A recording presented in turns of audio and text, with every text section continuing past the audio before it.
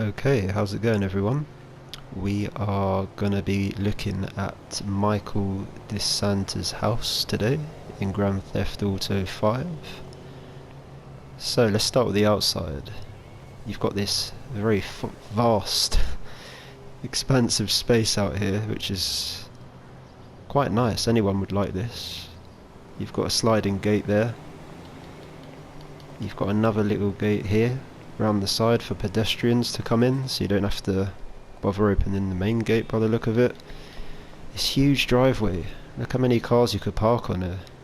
I mean, I've already got two here now, but you could easily fit a good 10 cars and still have space. And then you've got this little driveway that bears off underneath the house into that archway. There's lots of stuff going on here. You've got a little patch of green, there's lots of plants, this little nook. Everything's very landscaped, so I'm assuming that Michael has his own gardener that comes in. Even over here you've got this lush green grass. You've got these plants here. I think this is, trying to think of the name of this specific plant. Is it... Oh, it'll come to me later on. Can't think. Birds of Paradise, that's it. I think that's what this plant is called. Correct me if I'm wrong. And then you've got this nice bark, you've got these stones. Even the way that the driveway is stoned like this and paved is really nice. It then leads up to here, which is his garage. Let's have a look inside the garage. I've already got the Banshee in here, one of my favourite cars. You can just see some power stuff here on the wall, some switches and circuit boxes, some plug sockets down there, got a little window, some stuff up on the shelf, some tennis rackets, golf clubs, because supposedly this family is quite the sporting type, scuba equipment and paint. I'm assuming this is probably from that mission that you do. Another window here, fire extinguisher, some more sockets, ladder, some more boxes with fragile up there, buckets maybe for the beach. Oh, and then you've got some more stuff around here. You've got some garden equipment, an axe, you know, I'm assuming that that's for the swimming pool around the back, which we're going to go and have a look.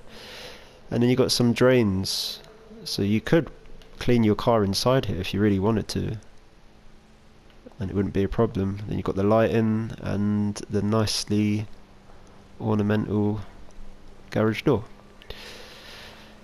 So we'll continue with the outside, I think, and then we'll go inside. So let's see what the security's like. I mean, because he's got gates going all the way around anyway, and massive hedging, I suppose you don't really need too much security around the sides of the house because it's within the perimeter. I think one of these vines are what Franklin climbs up in the mission to access Michael's house through the window. And then what else have we got? Some more plants. We'll start from this side. So this goes up around the back of the house there. So in the garden we've got just more of those birds of paradise type plants, some palm trees, more very green grass. You've got this nice seating area with a parasol here. You've got a patio heater, some little palm trees, sun lounges and a shade. You've got your yoga mat, can't forget that. And you've got the swimming pool. Imagine just waking up and being able to go in here, it'd be nice. And then you've got your little plunge pool as well. And now let's take a look round the corner here. If we go down, you've got a little bit of spare land there in between, which is interesting, and it's very, very lush grass again, so whoever's maintaining this garden is obviously doing a good job. And as you walk down, you've got this nice water fountain, some more plants, some more of that very green grass. So I guess the security in here is pretty good. Then you've got this raised platform that houses the tennis court, which is another amazing feature of the house. to have all of this here. And we can just come down here and play tennis whenever we want. The view as well, I mean, look at that.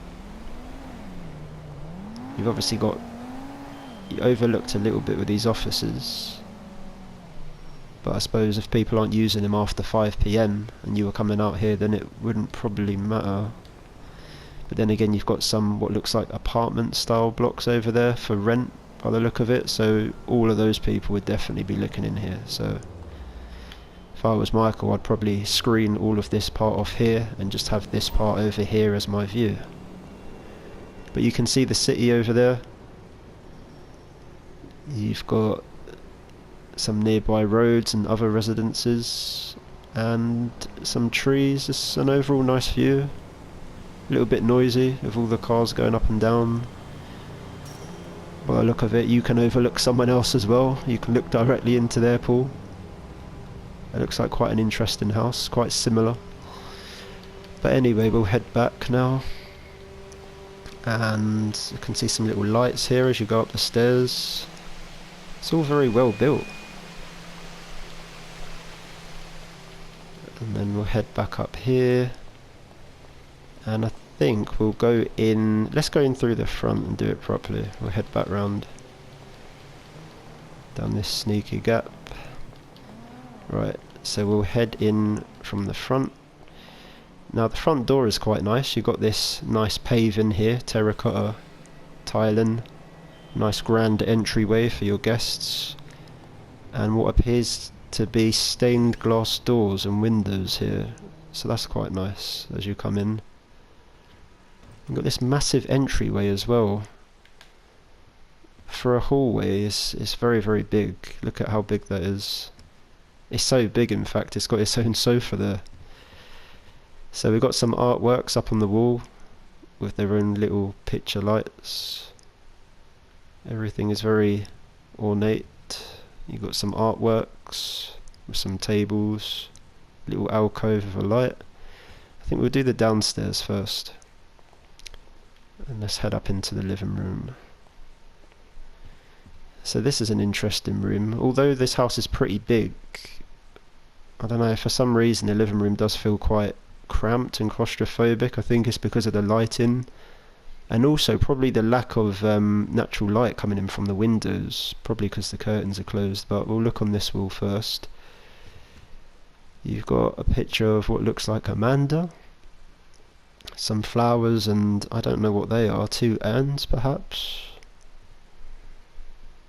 And then moving across, you've got some various books on the shelf. Metropolis, $signs.com. What else have you got here? Johnny Tongue, a little wooden lockbox there, which looks quite nice. Tim Vapid, which I'm assuming is something to do with a knockoff of Tom Ford, maybe, because I've seen that lettering before. And what else have we got? More Tim Vapid. More Johnny Ton. Millennium. You've got something there that looks like an art book. And then some speakers. You've got a picture there actually. I'm not sure who that picture's of. And then some random letters and stuff like that. Some ornaments above. He's got some speakers in the corner of his room, probably for his surround sound. He's got downlighters, projector that comes out of the ceiling to project onto that over there. Let's go around the outside edge. You've got some more artwork, Bluetooth speaker, maybe with an iPod dock at the time. Little magazine there that says Main, I think, or Vane, sorry. Picture of a dog. What else have you got here? Someone seems to be shooting somewhere. I don't know what all that's about. You've got this nice antique looking chest here. And some more chests and ornaments. Yoga equipment, which is probably Amanda's. Fireplace. Just your typical living room stuff. Little quiet corner there with a candle looking outside onto your Back garden, yoga ball, picture of the kids, and some more pictures down there. I think overall the style is quite, I don't know if you'd call this contemporary or, but it's very mismatch, I feel. There's lots of colours going on. You've got whites, creams, magnolias, browns. I don't know. Maybe it works for someone like Michael with quite a chaotic life. Maybe he's not here enough to even give a damn. But there's an antique coffee table there and a massive rug to finish off that room. So that's the living room. And like a total cure for eating disorders. Here's the family. Before declaring yourself cured, can we just wait and make sure that you don't purge in the bathroom? So they've got their own little dining room by the look of it in there, which is steps up. So you've got to step up to get in there. It's got lots of natural light, so that would be a nice place to eat. Has everyone finished? Jimmy's never finished. You've got your kitchen. That only works in junk food. Some burger shot left there. What?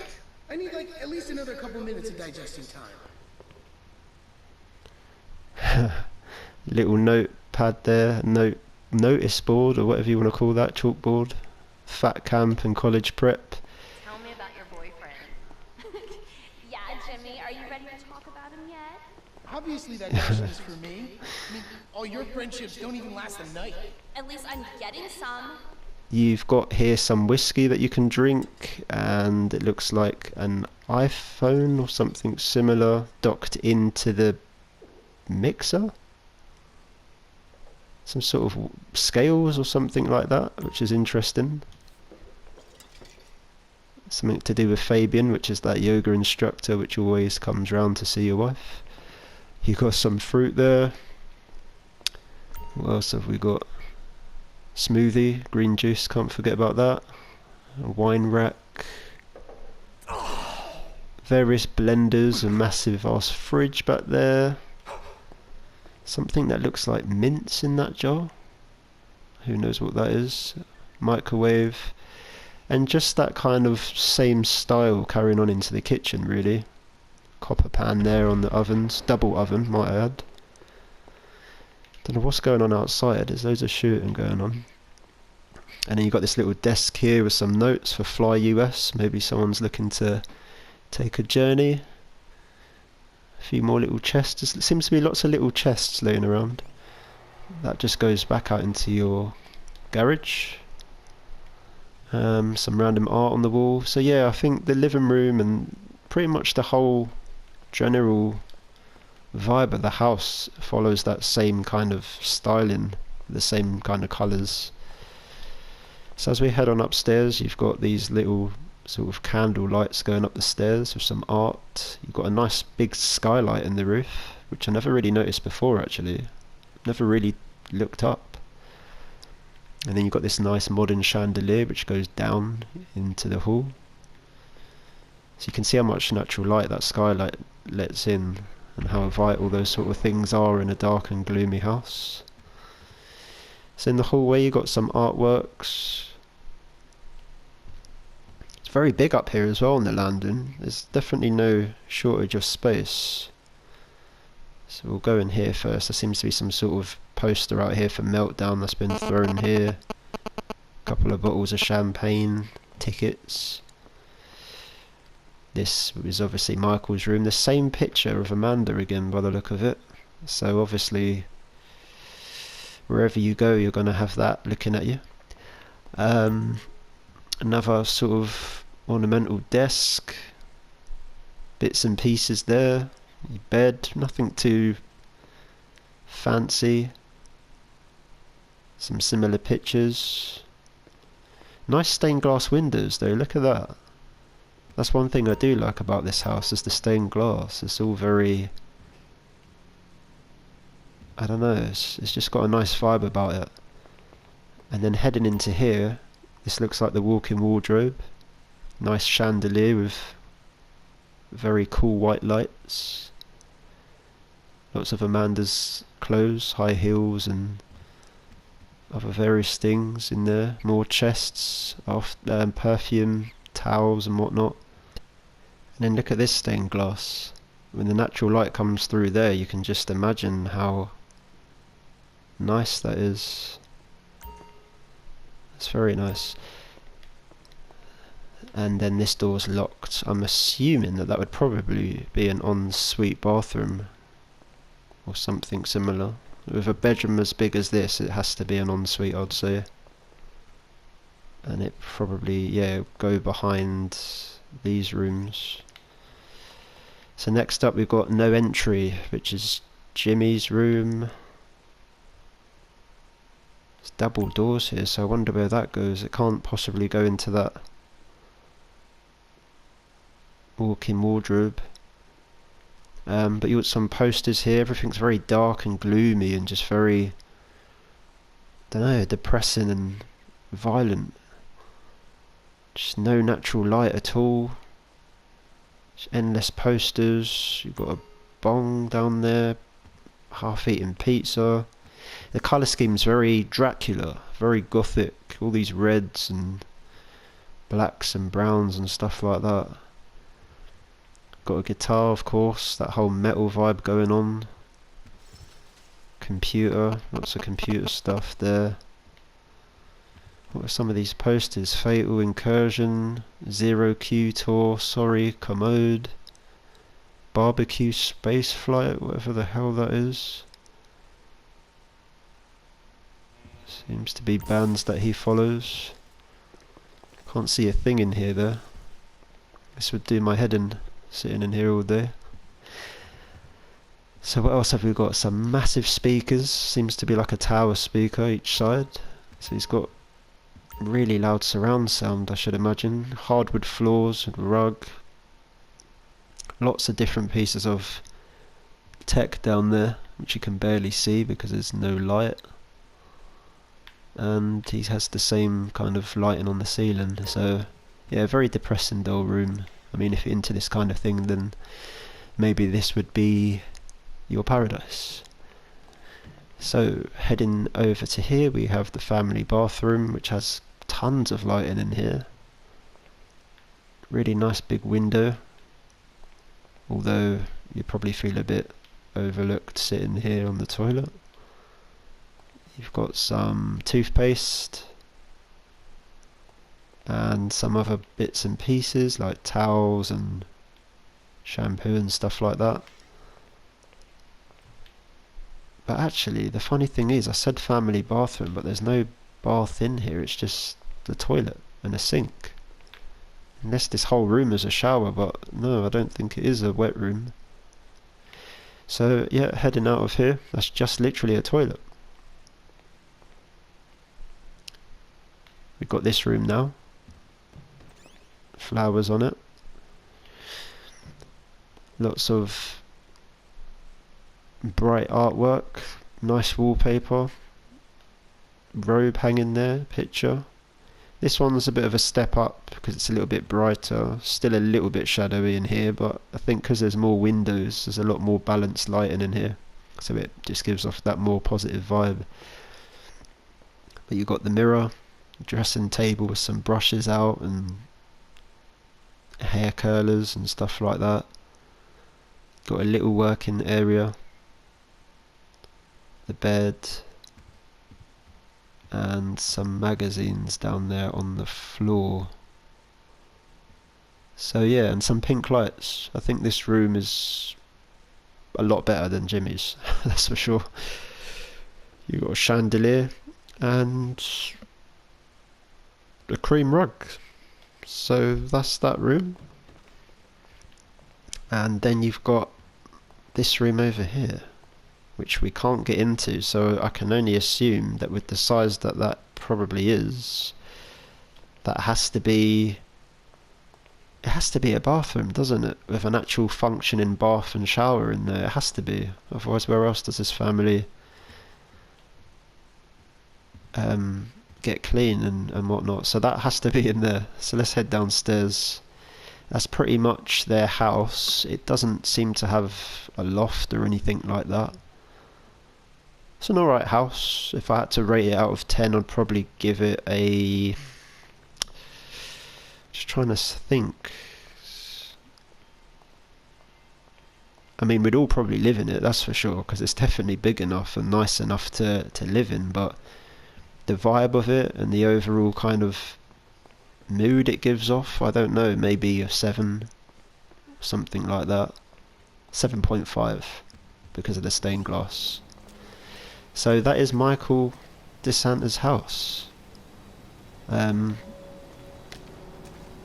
it's got quite a nice sort of Spanish feel to it actually, with the red tiling on top. Didn't notice that little chimney type place up there. Actually, let's go and take a look at what that could actually be.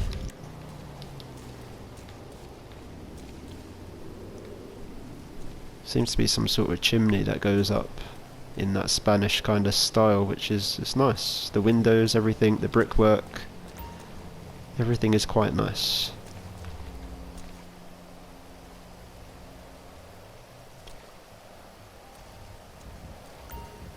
So, what were your favourite things about Michael's house? Was there anything in particular? What kind of vibe did it give you? Let me know in the comments. And I hope you enjoyed watching this video with Michael's house tour. Don't forget to subscribe, drop a comment and a like, and I'll see you in the next one.